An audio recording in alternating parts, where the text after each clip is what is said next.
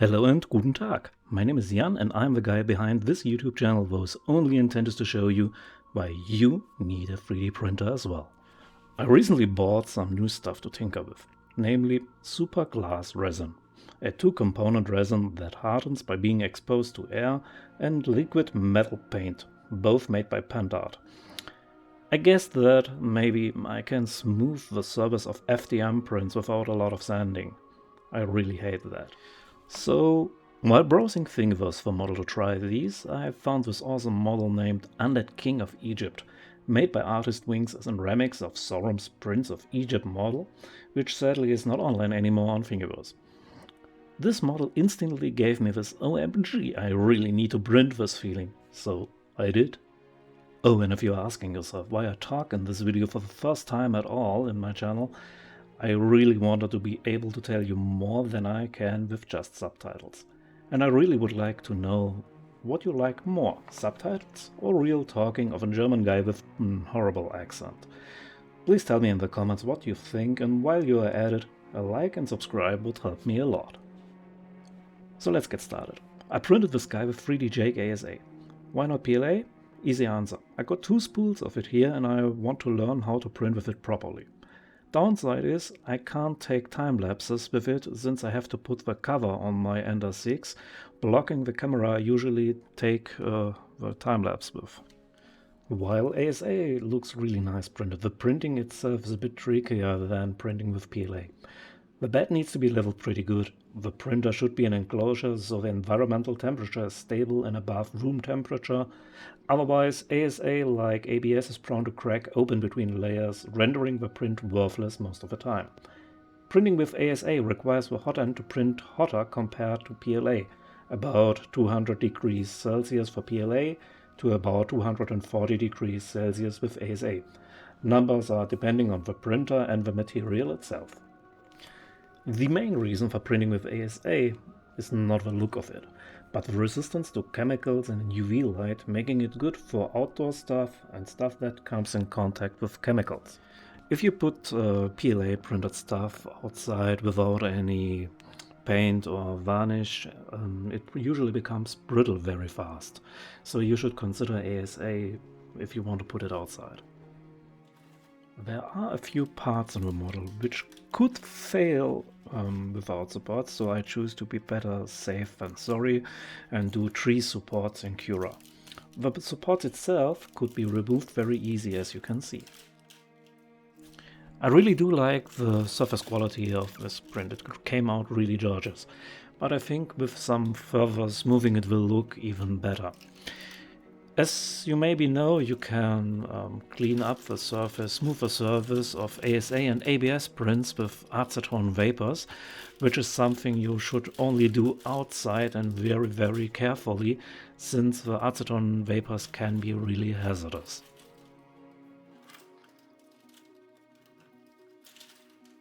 If you take a closer look at the gown, you will see a few small layer adhesion cracks, but I think they will be gone after the resin smoothing.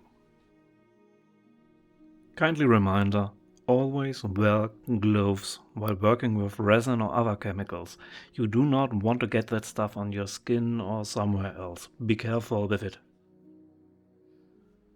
This Pentart resin needs to be mixed in a 1:1 ratio of both parts.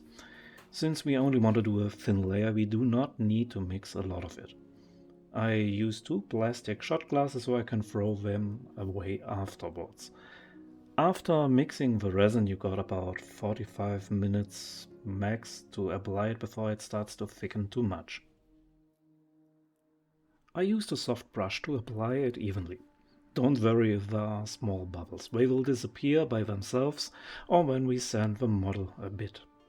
Try to avoid putting too much resin on, since it will obscure the details of the model when the resin pools in lower parts of the model. Some models will look awesome just by putting some of that resin on, since it will always have that glossy wet look to it and most layer lines will not be visible anymore.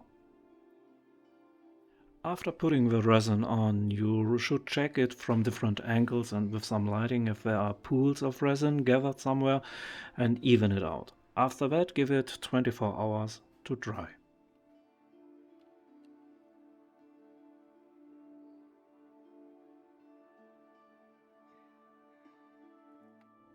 Even without further processing, the look the resin gives to the model is awesome. You could already put it on a shelf, the shiny look makes it awesome, I think. It kind of reminds me of Indiana Jones in the Raid of the Lost Ark, a scene with some German bad dudes. Do you know what I'm talking about? Like I said, I really do not like sanding, but even with the use of resin we should do some minor sanding to even everything out before we do the base coat. I used some 160 density sanding fleece here so I can get to sand everywhere on the model, not to leave some stain or some minor bumps somewhere on the model.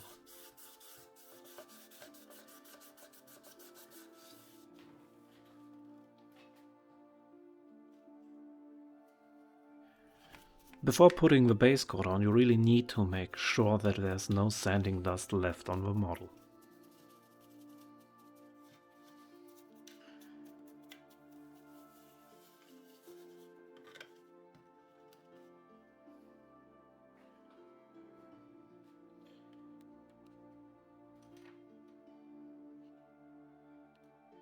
For the base coat I like to use black gesso, since it fills small scratches and creates a nice texture. Just make sure you do not put too much on so that it doesn't glop up the model. A good alternative would be acrylic surface primer, for example by Vallejo, applied with an airbrush. An even base coat is elementary for any other colors to properly stick to your model. Choose the base coat color to fit the colors you choose for the model. White base coat for bright shiny colors, black base coat for dark colors or metallic paints.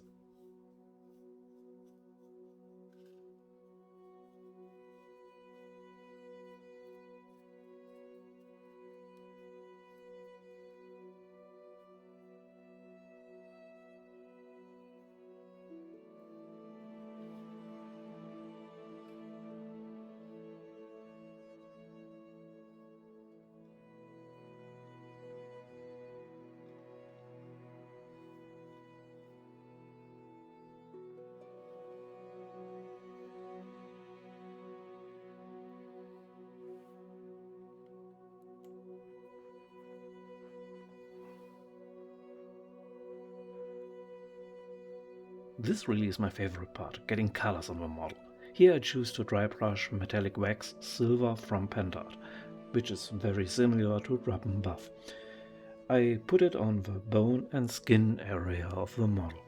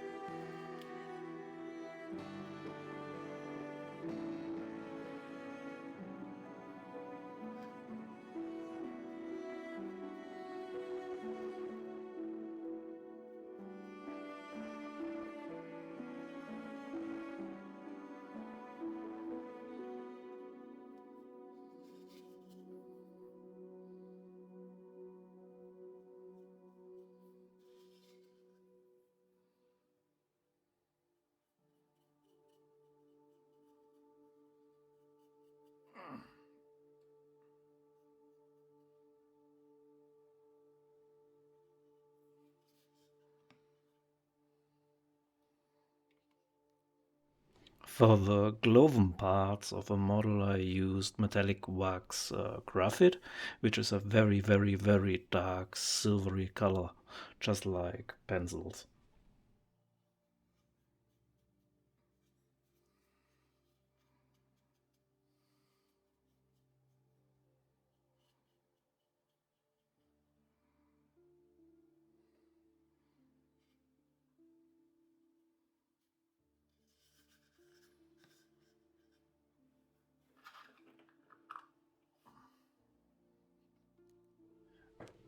To make the model look a bit more gloomy, I put some fiery red in the eye sockets. It's not very noticeable, but depending on the angle you look at it, you'll see it glooming.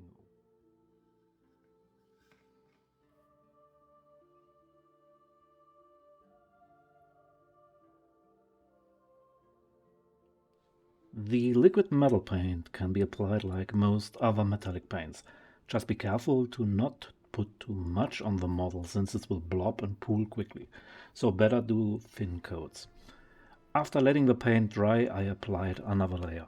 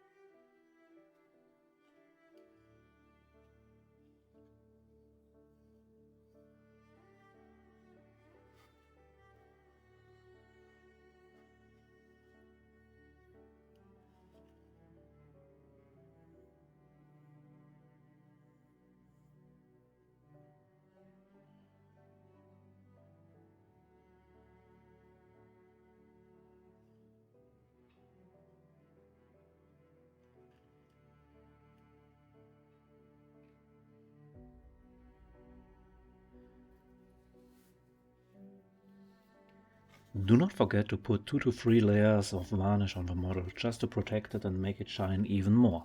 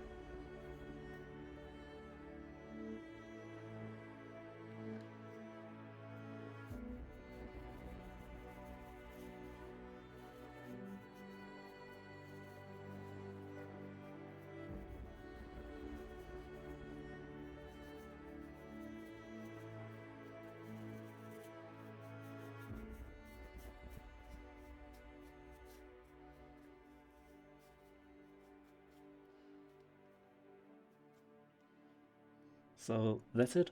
I really hope you enjoyed this making of. I would really appreciate it if you would leave a like and subscribe, since it will greatly help my channel. Also, I would like to know what you think. Should the next videos be narrated by me, or should I stick to subtitles with some music? Oh, and if you want to suggest something for me to print, you can leave that in the comments as well. Thank you very kindly for watching, and see you next time.